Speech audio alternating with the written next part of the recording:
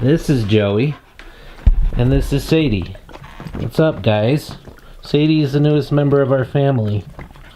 She's a sweet little 4-month-old golden retriever who we just got her about 2 weeks ago. And if you've been reading Utah stories, you might remember Keeks. Keeks died. It's really sad. She was 9.5 years old and sweetest dog ever, and she died. So we couldn't handle not having her in our family, so we got a replacement. Not a replacement, we got a puppy.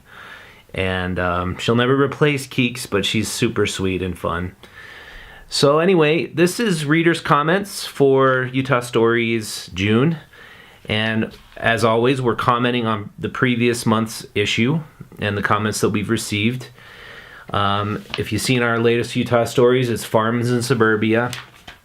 And usually you just have this, but I've started doing these in video form, and I'm really happy with the results. We get comments on our comments video, and I as always, I love hearing from readers. I think there's no better way. I gotta get this thing in focus, sorry. There's no better way to sort of understand and start a good civil discourse by hearing back from you. So you like what we're doing, you don't like what we're doing, either way. I actually especially love negative comments. If you don't like something about our story, if you want to challenge something that's in our stories, please comment. Like on our Facebook page or on our YouTube channel. We're really trying hard to get our YouTube channel up and going and making it strong. So anyhow, back to the comments. So our coffee issue was our May issue, and we basically nominated a whole lot of baristas. We had winners. We announced the winners. Congratulations to all the winners. Great baristas are in Utah, an amazing selection. And we had a comment from somebody named, very interesting name, Promalad. It says, great article, but I was really surprised Salt Lake Roasting Company was not mentioned. How can that be? They've been providing great coffee since 1981. We mentioned them in our previous issue, our last year's coffee issue, where we mentioned all the coffee roasters. This was on baristas. And unfortunately, not everybody nominated all their baristas, so sorry they weren't mentioned. They are an awesome company, I have to agree. Michael Evans says, Coffee Garden, Salt Lake Roasting Company, and Einstein's were oasis in what seemed like a desert when I came down from the Northwest in the late 90s. And I remember Coffee Garden on 9th and 9th back in the late 90s.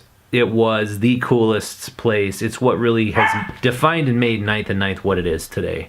9th and 9th is probably one of the very coolest areas, local areas in Salt Lake.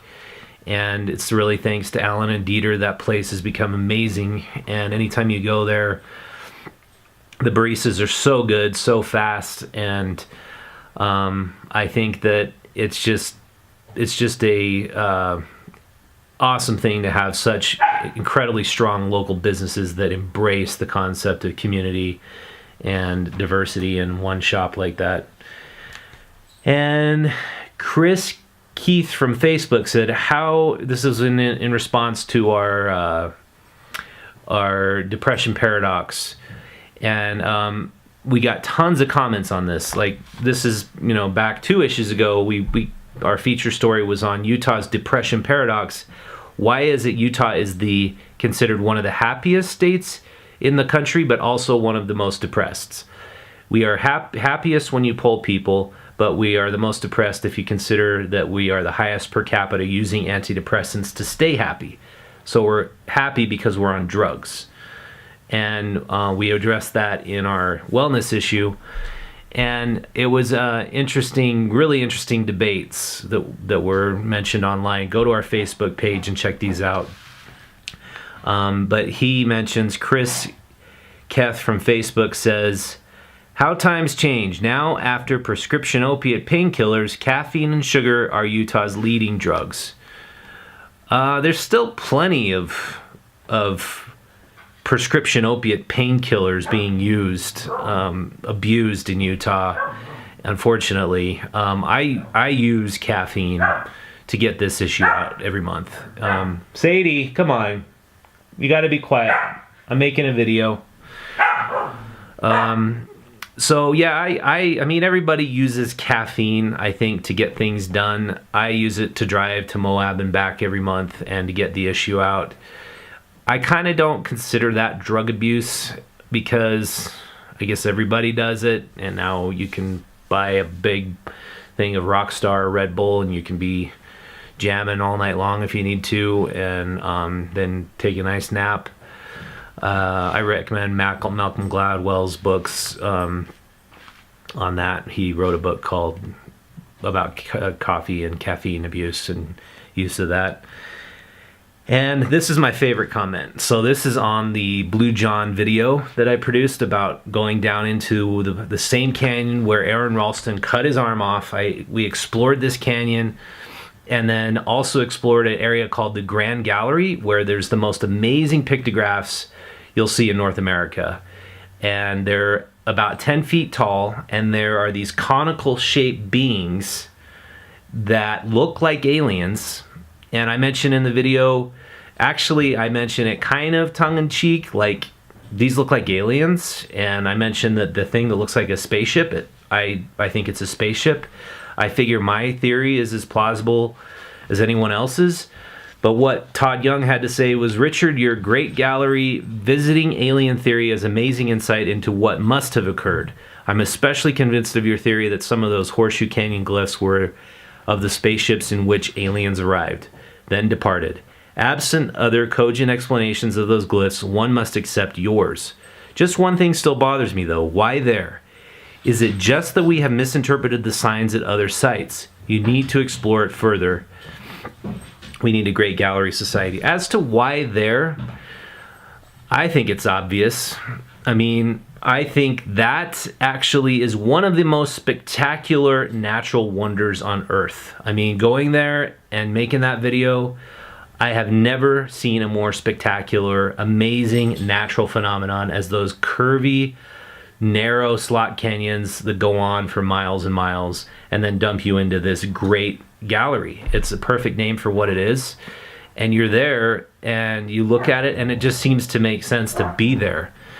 And I think that 5,000, it's estimated 5,000 to 7,000 years ago those glyphs were produced. Those creatures, whoever they were that made those, were basically saying, we came down here, we saw this place kicks ass, we love it here. We had a party, we took off, we left the... Hey, come on, Sadie, really, please. We had a party, we took off, and, you know, enjoy for the rest of your time and appreciate this place. So anyway, this is a long video, I'm sorry about that. I didn't want to make it this long. But anyway, I really am trying to build this YouTube channel. If you would, please subscribe.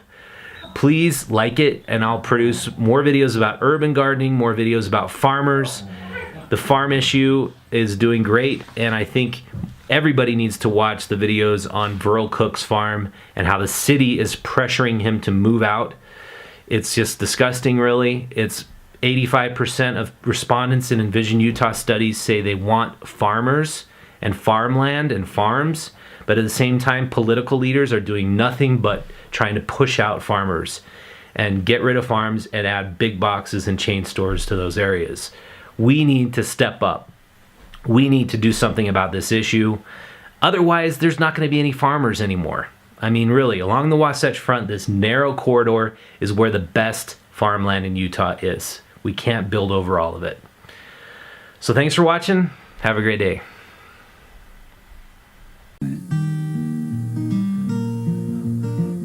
I'm about to go visit a guy named Burl Cook. He was in the crosshairs of the widening and the expansion of the I-15 development about 6 years ago, and he's got one of the oldest